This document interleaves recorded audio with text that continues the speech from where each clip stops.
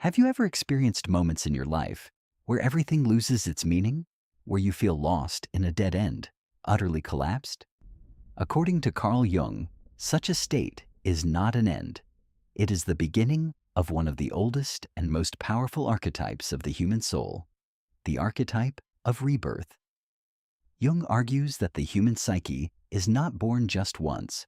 Rather, it is reconstructed over and over again through crises, losses, and internal destruction. Tonight on Shadow Atlas, we will map out how we can emerge from the darkness with a stronger self. Section 2. The 5 Forms of Renewal. Carl Jung identifies 5 distinct ways the concept of rebirth manifests in human history and the psyche. These range from the transmigration of souls and reincarnation, where the personality or karma continues across different bodies, to resurrection, which implies a total transformation of our existence.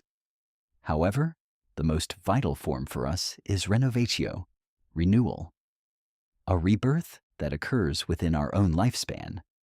This can be a simple healing of the soul or an essential transformation where our very nature evolves.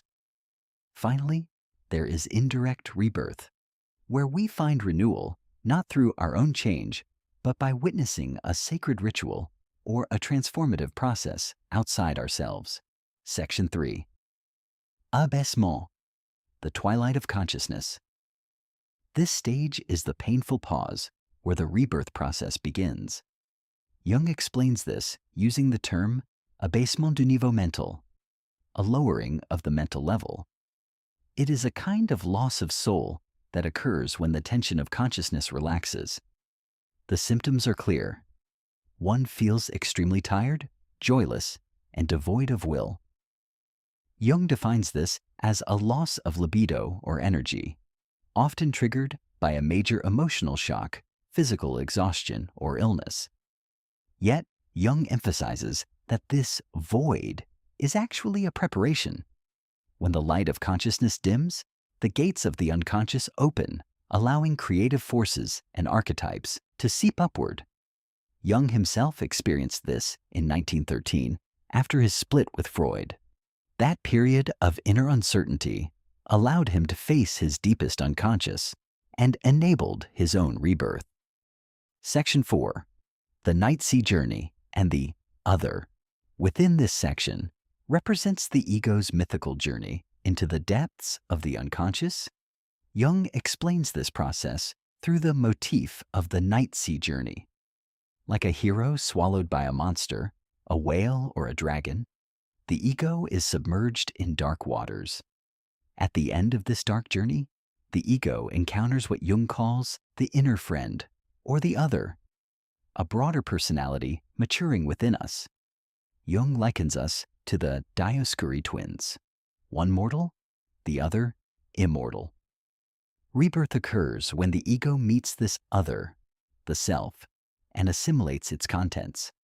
This is the shattering of the ego's narrow boundaries to reach a mythical wholeness. Section 5. The Forgotten Fish and the Guide. Al-Khidr Jung analyzes the 18th Surah of the Quran, Surah Al-Kahf, as a mystery of rebirth. Moses and his servant Joshua stop to rest where the 2 seas meet while searching for the source of life. They carry a fish with them for food. At the moment they forget it, the fish miraculously comes back to life and slides into the sea. According to Jung, this fish symbolizes the instinctive soul and the source of life that man has lost. Its return to the sea, the unconscious, is the individual reconnecting with their origins. When Moses returns to the spot where he lost the fish, he encounters a mythical guide, Al-Khidr, the verdant one. Jung sees Al-Khidr as a symbol of the self archetype.